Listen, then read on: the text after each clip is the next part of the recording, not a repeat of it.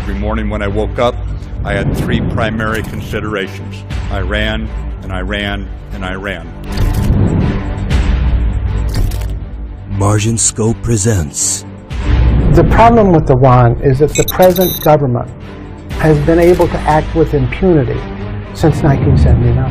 An in-depth look into the world of the largest sponsor of global terrorism. Hezbollah is the granddaddy of all terrorist operations. The nuclear deal allows Iran to do other aggressive things in the region.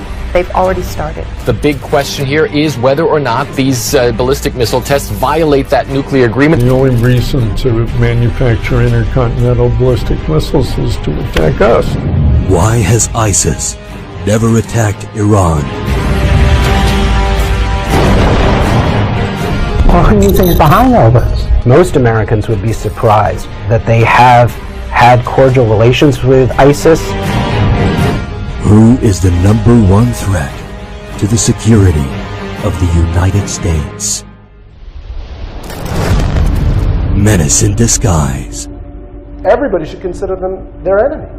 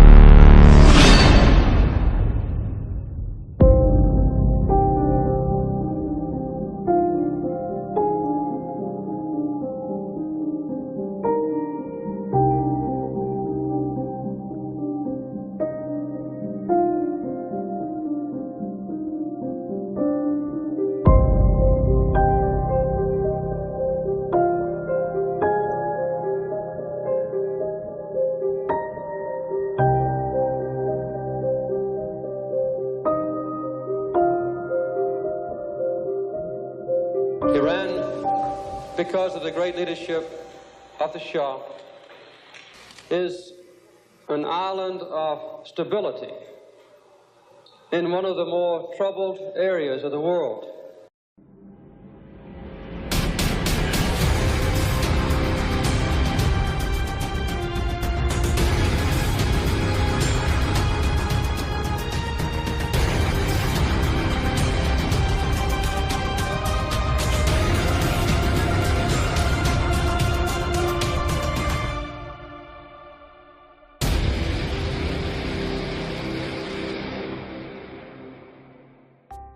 Before the Islamic Revolution of 1979, Iran was a Western-friendly nation and one of the closest Middle Eastern allies to the United States.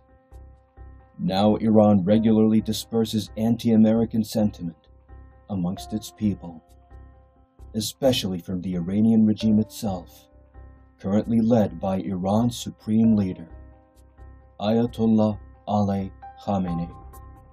The regime is routinely hostile not only to the United States, but towards its allies in the Middle East as well. Why is the Iranian regime acting in such a manner? The problem with Iran is that the present government has been able to act with impunity since 1979. They were involved in the Beirut bombings in 1982. They're involved in 2 embassy bombings, our embassies in Africa. Their fingerprints are over the coal. We can track the deaths of several hundred Americans in Iraq by improvised explosive devices that were made in Iran. They were behind the cyber attack on Aramco, where 30,000 computers were destroyed.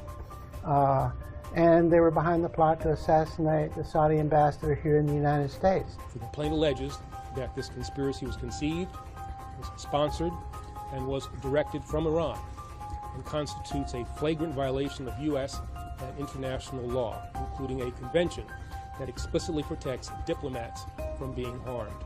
And nobody's done anything So they have actually felt like that they can operate with impunity. So until something happens to stop them, or they come to the conclusion that the current policy is not benefiting them, then there's every reason to think they will continue. Iran's continued efforts to expand its nefarious interference in the region has manifested in its relentless pursuit of acquiring nuclear capability.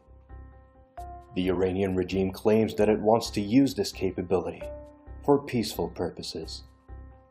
But should there be concerns with regards to their true intentions? The main concern is the nuclear deal allows Iran to pursue its other activities. It's less a concern that the deal will result in a nuclear weapon that Iran will use, and more a concern that because they have a nuclear weapon, they'll be free to do other aggressive things in the region. They've already started. Well, the Iranian nuclear deal, at the very best, only kicks the can down the road. It doesn't remove Iran's capability to construct a nuclear program. And in fact, after a decade, Iran is going to have a nuclear program that is much better resourced. But you've got a situation where people say, hey, Iran is abiding by this deal, but it's important to recognize that this deal has been so watered down that it has loopholes you could drive a tank through. This is America's interest, because America is the principal guarantor of security in the region, and particularly with respect to some of our closest friends. Now, we believe that Iran was marching towards a weapon or the capacity to have a weapon, and we've rolled that back, Congress. Okay, that's your opinion. That's indisputable. No, let me ask you this. Let me ask you this, Mr. Secretary. That's a fact. Is it possible that Iran will acquire Russian air defense missiles in relation to the arms embargo lifting to protect nuclear sites? Possible or not possible? Say that again. I think the nuclear deal with Iran is fundamentally flawed because even though it's intended to be a tactical agreement, it's intended to address just one aspect of Iranian behavior, the benefits that are conferred to Iran as a result are strategic. Iran has received an enormous economic windfall, both in direct sanctions relief and also in expanded post-deal trade and relations with the international community. Under the nuclear deal that we, our allies and partners, reached with Iran last year, Iran will not get its hands on a nuclear bomb. There is no formal agreement. That's my main concern. And so we're in a situation where the Iranians pretend that they're living up to all the conditions, and we're supposed to pay for it all, whatever they want us to pay for, whether it's ransom for hostages or whether it's money for various parts of a nuclear program they claim is okay. Meanwhile, the agreement itself doesn't really exist. Nobody signed anything. There's just a kind of verbal agreement. The United States hasn't signed it. The Iranians haven't signed it and have said from the beginning that they never would sign an agreement with the United States. So it's wide open. They can do whatever they want. We have not really truly restrained them, and you see that right now where they've violated what we claim to be the restrictions on ballistic missiles, and they go right ahead and build new ones and test them and so forth. And the only reason to manufacture intercontinental ballistic missiles is to attack us. So it's crazy. You guys got into the deal that the ballistic missile, you bragged about it at the time, that you kept the ballistic missile. We bragged about anything, Matt. Well, my number one concern is the non-nuclear sanctions relief that was agreed upon, that pretty much came out of nowhere at the very last moment. Whether it's these pallets of unmarked bills, Swiss francs, euros, that were flown in the middle of the night under the cover of darkness, to the advanced surface-to-air missile systems that came from Russia. The United States has made sure that the Iranians have a lot of money, and it's unlikely they'll spend that money at home in Iran. They will use it to foment revolution, they'll use it to support Hezbollah, they'll use it to support Hamas because they can and because it serves their interests. This expanded trade, this expanded economic opportunity is likely to empower a range of very bad Iranian behavior, from greater sponsorship of terrorism, to greater military modernization and expansion that is likely to very adversely affect American interests and American allies in the region. One of the most recent examples of Iranian violence towards American interests was in the Iraq War. Former U.S. Ambassador to Iraq, James Jeffrey, estimated that Iranian-backed militias were responsible for the deaths of more than 1,000 American troops. The Iranian regime's murderous activities towards Americans were not limited to American military personnel, as they have been recently implicated as being tied to one of the biggest attacks on American soil since Pearl Harbor. U.S. District Judge George Daniels in New York issued a default judgment ordering Iran to pay more than $10.5 billion in damages to families of people killed in the terrorist attacks of 9/11. Judge Daniels also revealed in court documents that Iran provided material support to the perpetrators and architects of the 9/11 attacks, including Osama bin Laden. In fact, the U.S. Department of the Treasury designated 3 senior al-Qaeda members as they were responsible for providing financial and logistical support to al-Qaeda from within Iran. The question is, how is al-Qaeda operating now? Al-Qaeda has changed significantly. It's got basically what we call franchise operations. You know, McDonald's, for example. There's no one owner of McDonald's. Each one of them is a franchise. Each one of them is a separate owner. And they have to have certain common characteristics, but even within those common characteristics, they're all run differently. That's what Al-Qaeda is. It's a terrorist franchise. So you can use the Al-Qaeda name, but your sources of funding, your operations, your goals are all very, very different. So with respect to Iran and Al-Qaeda, look, Iran is very opportunistic. You know, there's a saying in diplomacy, the enemy of my enemy is my friend, right? And in that sense, if Al-Qaeda is going against the United States or if Al-Qaeda is going against friendly regimes in the region, then Iran can do business with Al-Qaeda.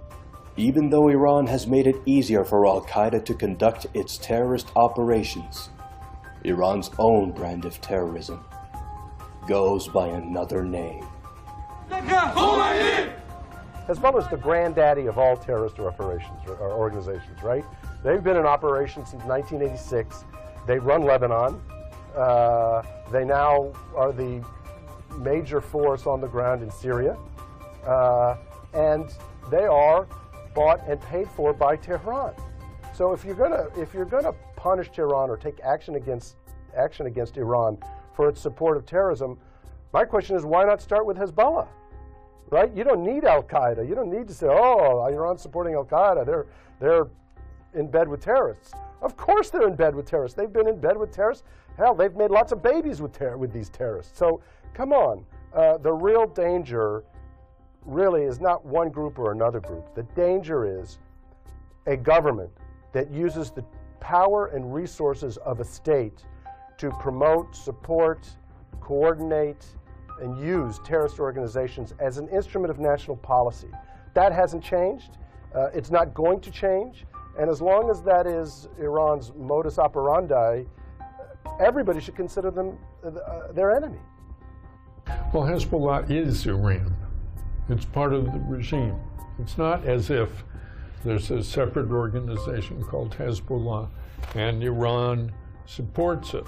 Iran created Hezbollah, Iran runs Hezbollah, funds Hezbollah, trains Hezbollah, arms Hezbollah. So these people who say, well, they're going to stop supporting it, it's like saying they're going to start supporting their right arm. It's very clear that the Iranian regime believes that the concept of exporting the revolution, which it believes that groups like Hezbollah do, is a fundamental regime tenet, and it's also one that is likely to be empowered as a result of the nuclear deal.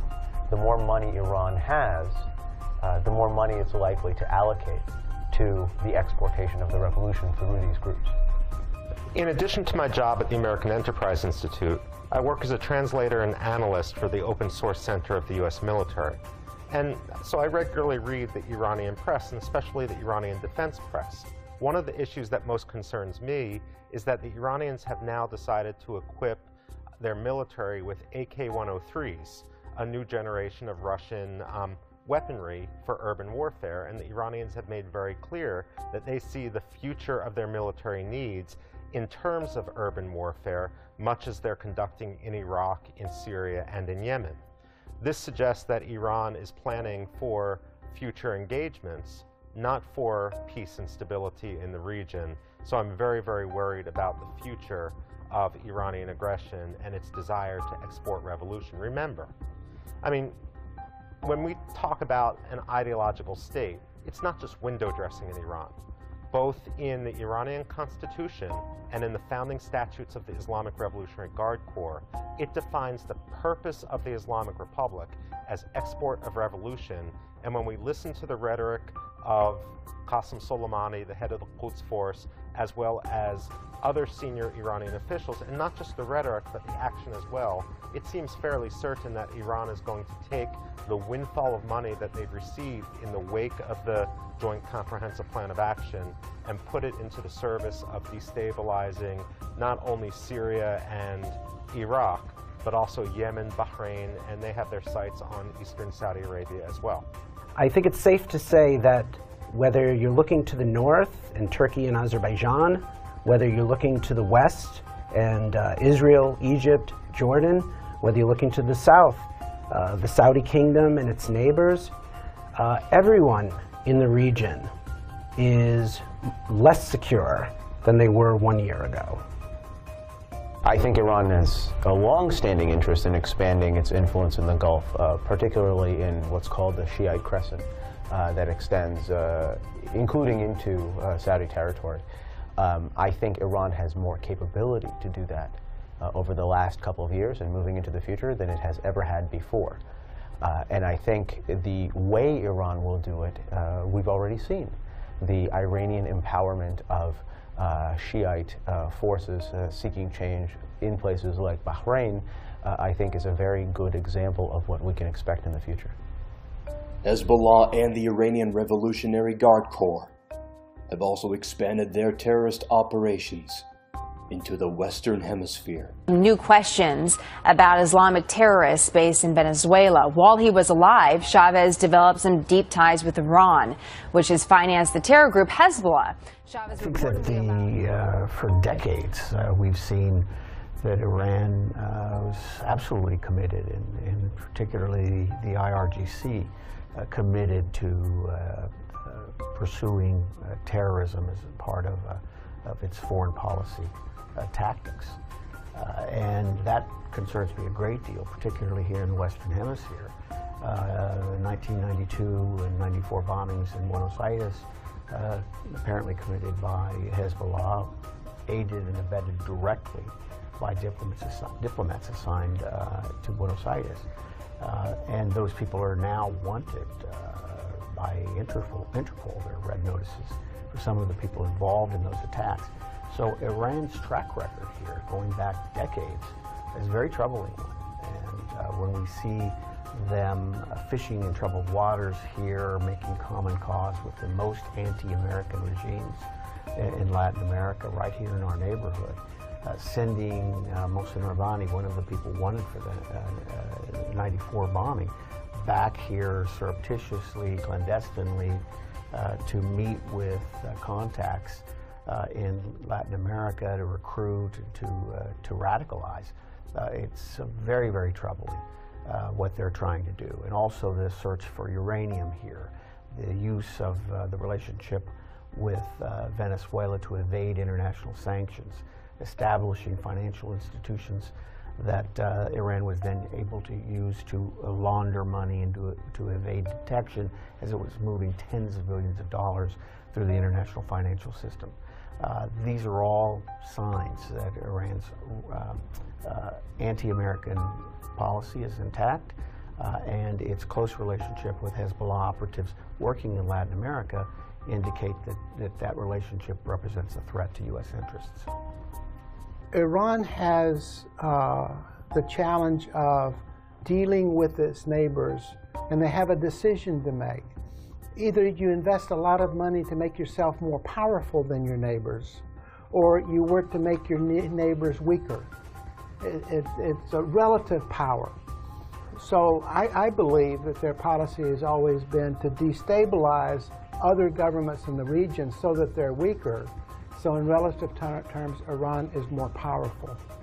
I believe that's behind the support for Hezbollah, the support for Hamas, and the current support for the Houthis, because they would like very much to see the Houthis operating as the Hezbollah on Saudi Arabia's southern border.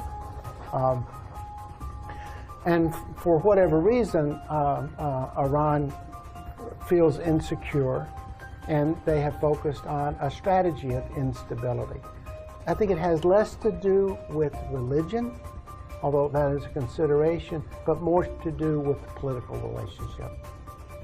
Iran has even used these terrorist groups to attack multiple embassies around the world. Most recently, the Saudi Arabian embassy in Tehran. If you go back and look at the Vienna Convention, it's an international convention of which Iran is a signatory. It says that countries will respect the integrity of other countries' embassies that they host.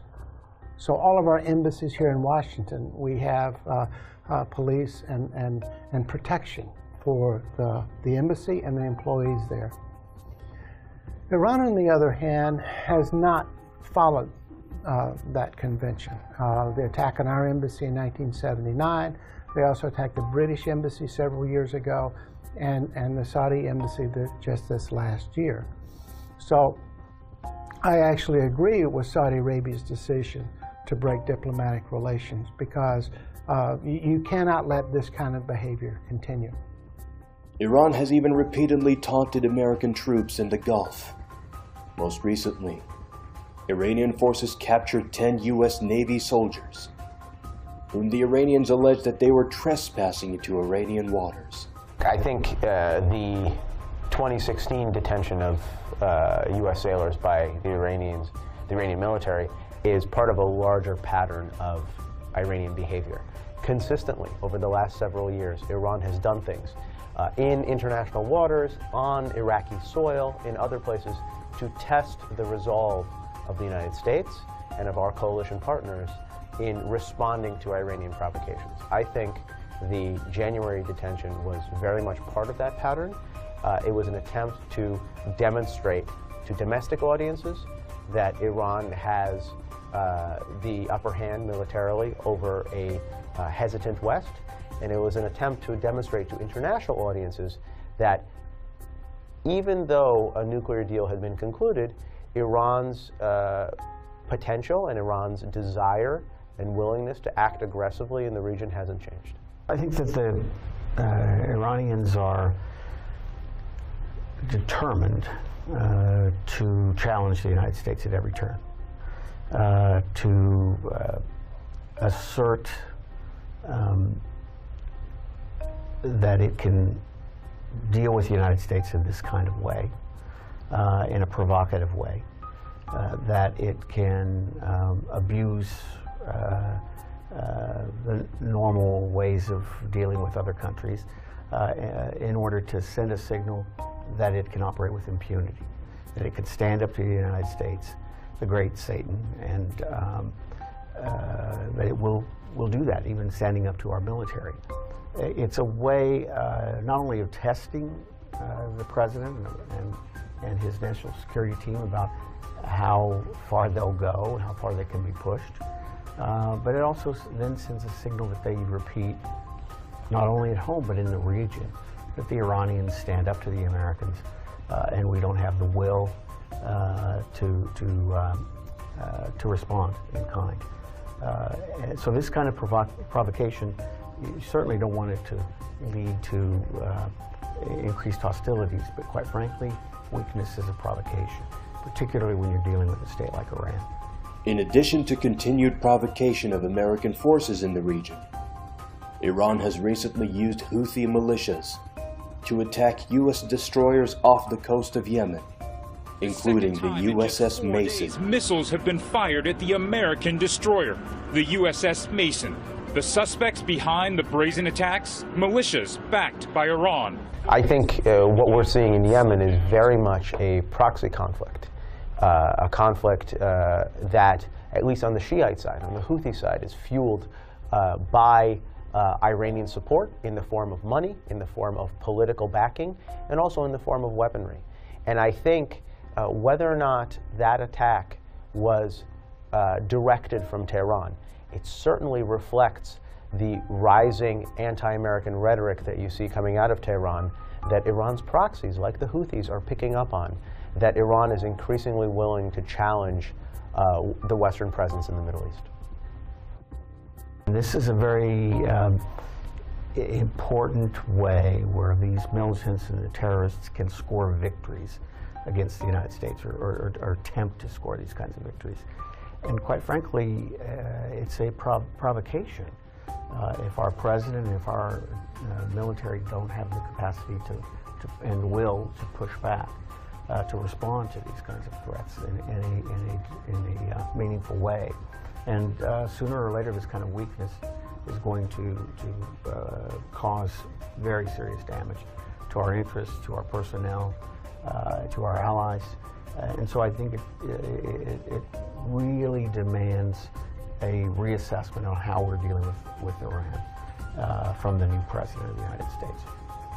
I think they're trying to flex their muscles, and this, again, is part of Iran's strategy to get the United States to leave the Gulf. That has been Iran's strategy since we deployed troops there and for the first Gulf War.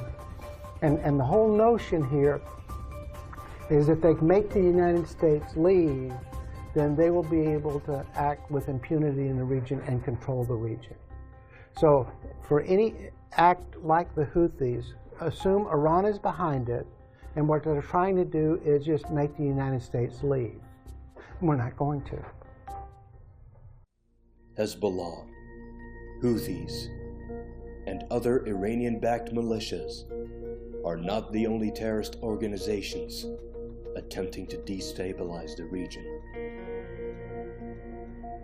The Islamic State of Iraq and Syria, otherwise known as ISIS, have conducted numerous acts of deadly violence against multiple nationalities, ethnicities, and countries, including Iraq, Syria, and even France, where ISIS was responsible for a horrific attack on a music theater in Paris. November 13th, 10 ISIS operatives attacked Paris.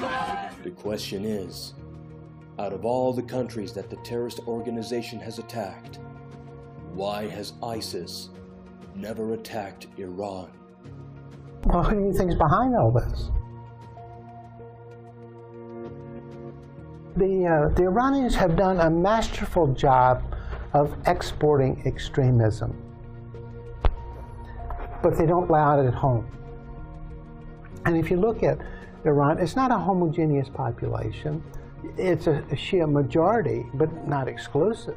And you actually have the potential for a very fragile country because of the different ethnic groups. So they have used sectarian violence and forcing a rift between Sunni and Shia in the region as a means to destabilize in the region. But they don't allow that at home. So they don't come back to Tehran.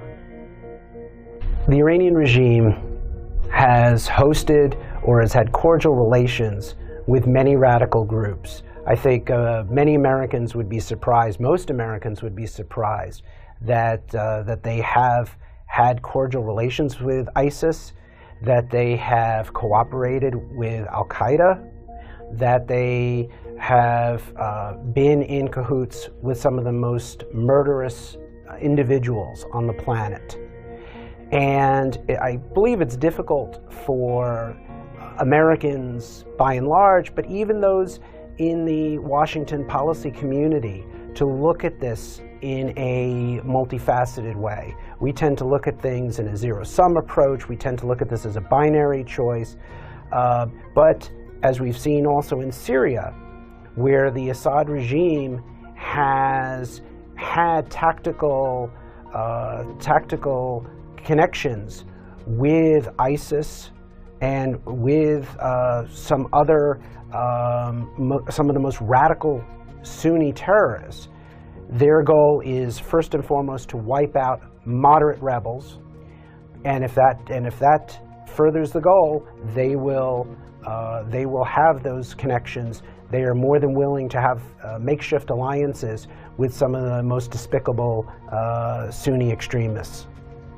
I think there is a misconception in Washington and in other Western countries that since Iran is a Shia theocracy, some believe that it only will ally itself with groups which are Shia. And I think this is again inaccurate and unsophisticated.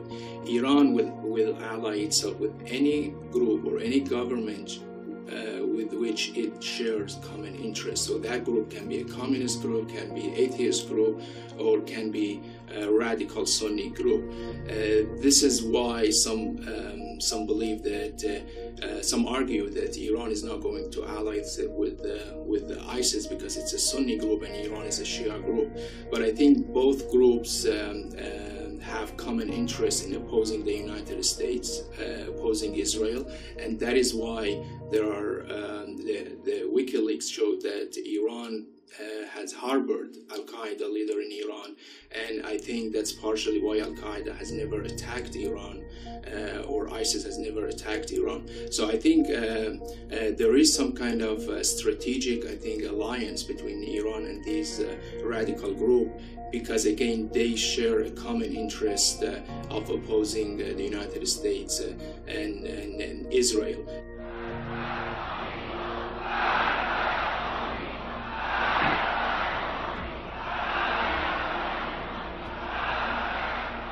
Iran is very opportunistic, and if they can use people to advance their own ends, they will do it. So with respect to ISIS and Al-Qaeda and Iran and what's going on in Saudi Arabia, let's be clear. Iran wants nothing more than for the House of Al Saud to fall. That is one of their major strategic objectives. I don't care what they say. It's true. We all know that. And they will work with anybody who helps advance that agenda. And the attacks against targets in the eastern province, I believe, are done the same way Sunnis worked in Iraq to foment a civil war. They are attacking mosques, they are attacking Shia in order to foment an uprising against the regime. That is in ISIS's interest, and it's in Iran's interests. But it certainly isn't Saudi Arabia's interest, and it's certainly not in America's interest, and it's certainly not in the region's interest. So this idea that somehow Iran can be an ally in the fight against ISIS is absurd. The idea that Iran can be an ally in anything other than what Iran wants is absurd, which is why I find it so disturbing that we have basically handed Syria over to the Iranians, we've handed Iraq over to the Iranians. If it weren't for the Saudis, Yemen would be in the hands of the Iranians. And this, to me, is a real danger that people in the United States don't fully appreciate. Peaceful means. But the fact is that Iran now has, we all don't like it, but whether we like it or not, Iran has developed experience with a nuclear fuel cycle. They have. My fear is that by failing to act decisively in the region, we are making our own fears inevitable. If Iran is willing to support terrorist organizations to do their bidding, how does the current Iranian president, Hassan Rouhani, who has been frequently described by the West as moderate, gain legitimacy with such an extremist regime? You have basically in Tehran today, some 37 years after the victory of the Islamic Revolution, two camps operating inside that regime.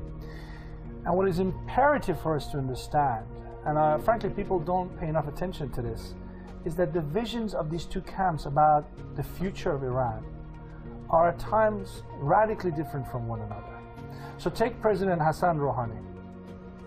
He's the spearhead of a moderate reformist camp, which basically aspires for Iran to become, let's say, more of a normal country. Wants to join the global economy, wants direct investment by foreign companies and so on. Wants to obviously remove all the sanctions that have been imposed on the country. So that is a vision. That's a very distinct vision, because everyone knows to get to that point, you need to make concessions. You need to adjust your policies. You need to change behavior that you've had in the past in order to become the sort of normal. Opposing Hassan Rouhani and the moderate reformist camp are basically the so-called hardline camp, which believes the vision of Hassan Rouhani is a dangerous vision from their perspective. It's a vision in which, if it successfully is implemented, they will become the losers at the end of the process. In a nutshell, they will think they will have less money, they'll have less political power, and some people would argue, justifiably, they're resisting.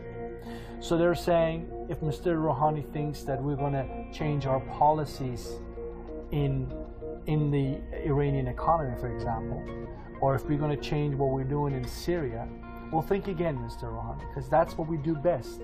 From their perspective, from the perspective of the hardliners, that's what keeps them legitimate. If you take away what they're doing in Syria and Iraq and their hawkish anti-American positions, then what do they stand for?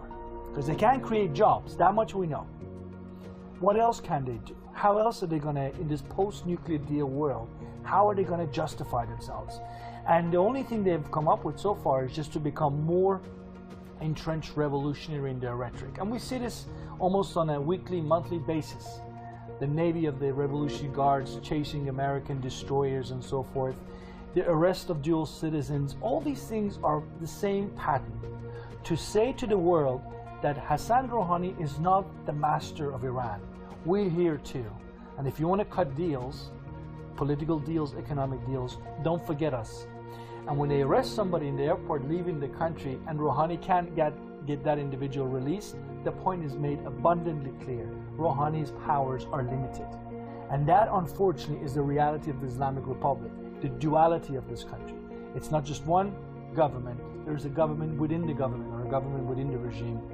And that makes the decision-making process, if you are a neighboring state or if you're a business person trying to cut deals with the Iranians, it makes the decision-making much more complicated and unpredictable. Because how do you know what you're hearing from your counterparts in Tehran is going to happen? Because you know those counterparts have rivals that are constantly trying to undermine them. If the Supreme Leader and the IRGC are the ones who are really in control, then how did Iran's image become acceptable to the West, in spite of its ongoing support for terrorism? Iran's image in the U.S. media changed 180 degrees, from being really bad to being acceptable, when two things happened, right? Number one, Ahmadinejad left power. And Ahmadinejad was really Iran's worst enemy and the media's best friend, because he would say these crazy things and get everybody to think, see, Iran's just run by a bunch of whack jobs. So that's one factor. The other factor, the other factor is Rouhani and the foreign minister, right? They're great. Why? Because they say the right things to the right audiences. And the Iranian foreign minister is the darling of the Western media. He speaks English, he sounds reasonable, he presents a good face to the West. But, you know, that's all he is. He's a face, he's a mouthpiece. But he's not the brain, and he's not the muscle. The brain and the muscle are is Khamenei and the IRGC. That hasn't changed. So, to my mind, what the West has done is, you know, it's like giving a kid an ice cream cone, right? They're licking the ice cream cone, loving it, but meanwhile, the poison is still in power and running the show in Tehran. And, you know, the lesson learned, the lesson I would take away from all this, for those who are concerned about Iran and want to communicate the message that Iran is a danger is, what do they need? They need some good spokespeople, right? They need voices that appeal to Western audiences, that speak English, that look like them, that sound like them, but that say the truth. That, hey fellas, you're being sold a bill of goods here. Like, and there's this expression in English, you know, who wants to buy the Brooklyn Bridge? Well, guess what? The Brooklyn Bridge is not for sale. But people are willing to give them money if they think they can get it. Same thing with Iran. It's like people are selling Iran to the United States, and there are those who are interested in buying, but they're going to find out pretty quickly that that what they're being offered isn't worth a nickel. By now it should be obvious that the Iranian regime is not only duplicitous, but is also willing to deal with the most violent terrorist organizations to achieve its aims.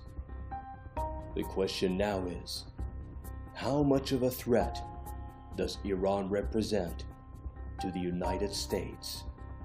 I think Iran represents a significant threat to the United States on a series of levels. Iran, since the 1980s, when the U.S. State Department began keeping track of these statistics, has consistently ranked as the world's most active state sponsor of terrorism, and its activities in the region and beyond, in places like Latin America, in Africa, have a real material impact on American interests and a material impact on American allies. But beyond that, another area of concern that U.S. policymakers should be focusing on is Iran's growing capabilities in cyberspace, in the internet domain, where Iran has demonstrated both a capability to create significant disruption and also a willingness to do so against American financial institutions, against allied corporations, if its political objectives aren't satisfied, if its political needs aren't met.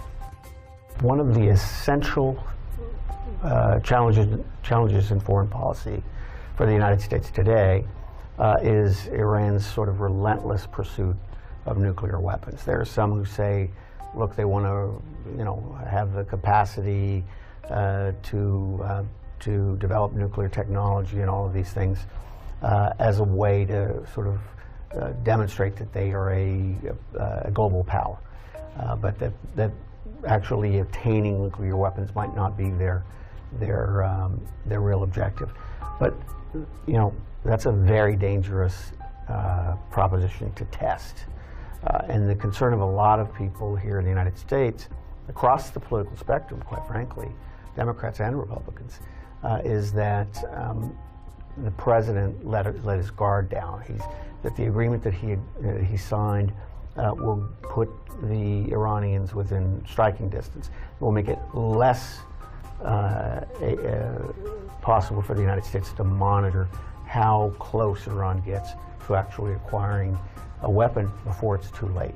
And that kind of proliferation in the hands of a radical regime like Iran's is a real provocation, is a real threat, not only to its immediate neighbors, but to broader U.S. interests.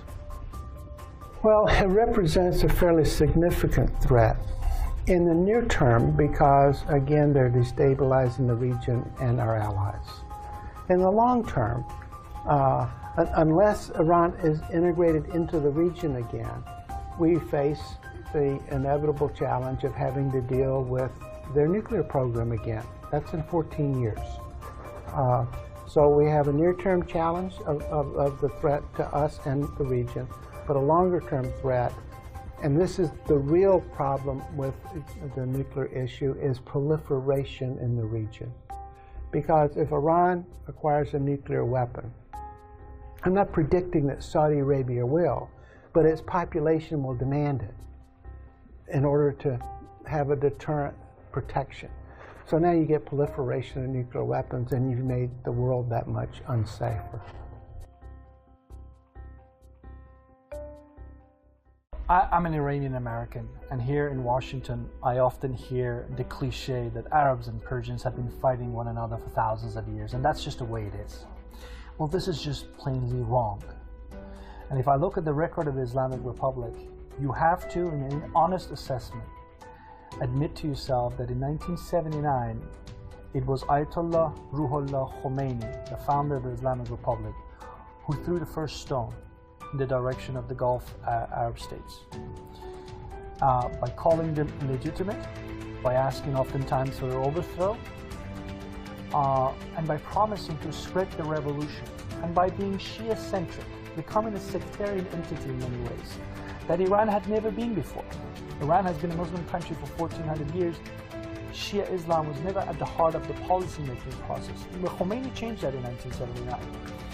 And I think in many ways that has continued ever since, this calling for the other side to be overthrown.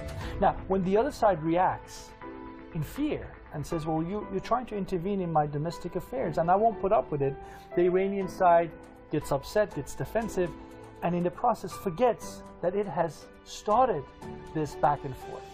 So I think in many ways, I would hope that we could go back to a period where the sort of wise men of countries like Iran and Saudi Arabia, the way they did in the early 1990s, get together and say, look, this enmity that we have, it's not something that is good for us or for you, or nor is it sustainable.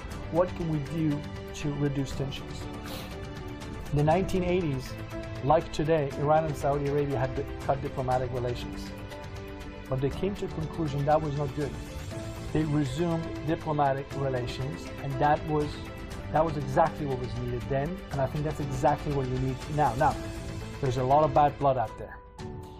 There's a lot of bridges that needs to be built, but it can be done because end of the day, Iran, Saudi Arabia, Iran, the Emirates, and so on, they are neighbors. And at some point, they need to realize that the only way forward is to start that dialogue. And I think they will do that, and the entire region will benefit as a result. And I hope we get to that point sooner rather than later. From 1976 to 1979, I was an instructor pilot in Del Rio, Texas. And I taught classes, combined classes of Iranian and Saudi pilots. So it changed after 1979. It can change back. So my fervent hope is that there will be a change. My personal view is the way forward would be through economic cooperation. You look at Saudi Arabia, you got Saudi Vision 2030. In Iran, you've got one of the oldest private sector economies in the region. There's got to be a way to have an economic conversation without first having a political conversation that would bring the two countries closer, or Iran closer to the region. The Iranian diaspora here in the United States is very, very strong, and they're wonderful people, as are the people of Iran. And they want what my friends in Saudi Arabia want. They want to live in peace. So it seems to me that the challenge ahead of us is to find a way for the region to live in peace, because that's what the people of the region deserve. The people of Iran deserve peace, stability, and prosperity. But they also deserve a government that does not act as a global menace. A menace that uses the goodwill of its own people as a disguise.